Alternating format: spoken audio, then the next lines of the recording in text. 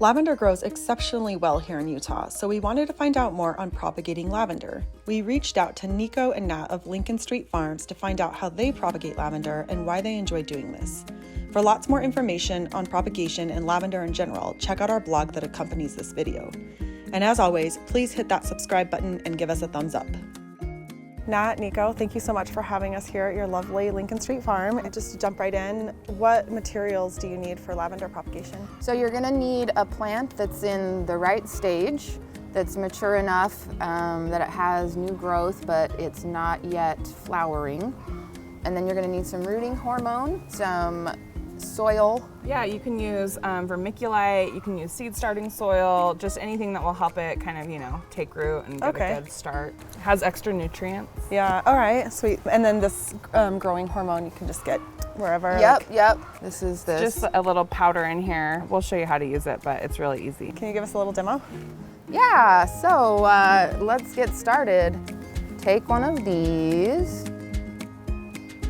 So here we have a potential whole new lavender plant. So first we'll take off all of the leaves. Oh, wow. Just these top ones. Okay, just the very top two.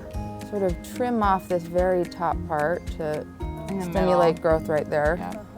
Yeah. And so it's just gonna look like this. A little Y. Wow. Next part is the rooting hormone. Dip and poke it right in. Wow. That's it. So easy. As long as you make the clips in the right spot and have the right soil, it should have no problem taking root. What did we say, 8 weeks? Yeah, those are about 7 to 8 weeks old. They look just like that. Yeah, so the first things that'll happen are these will start to grow there. Yeah. And then these are about a month later, thank you.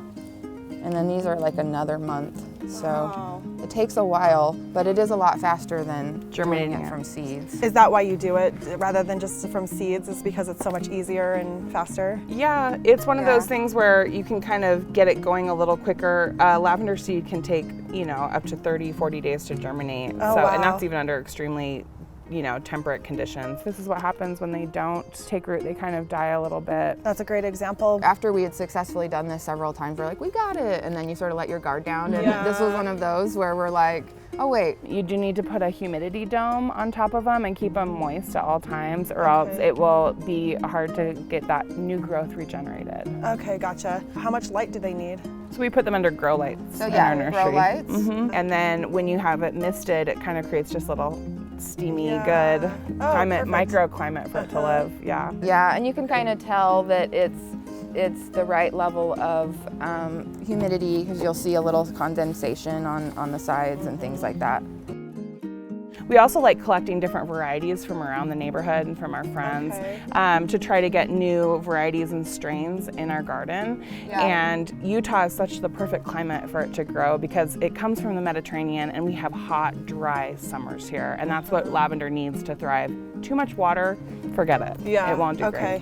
Thanks for watching. We hope you enjoyed this video. For lots more information on lavender propagation and lavender in general, check out our blog that accompanies this video.